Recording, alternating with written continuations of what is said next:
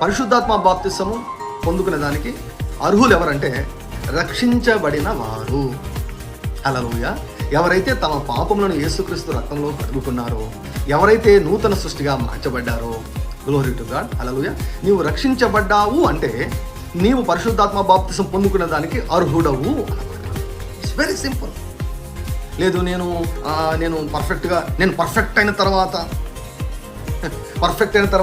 Perfect believer అంట. కాదు, perfect believers కోసం కాదండి పరిశుద్ధాత్మ బాప్తిసము. బిలీవర్స్ను పర్ఫెక్ట్గా చేసేదాని కొరకు, బిలీవర్స్ను పర్ఫెక్ట్గా పరిపూర్ణంగా చేసేదాని కొరకు ఈ యొక్క పరిశుద్ధాత్మ బాప్తిస్మం అన్నటువంటిది.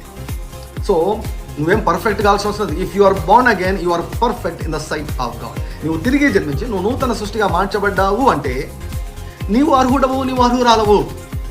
హల్లెలూయా. హల్లెలూయా. ఒకవేళ నువ్వు తిరిగి జన్మించబడలేదా? నా చిన్న ప్రేయర్ చేయండి.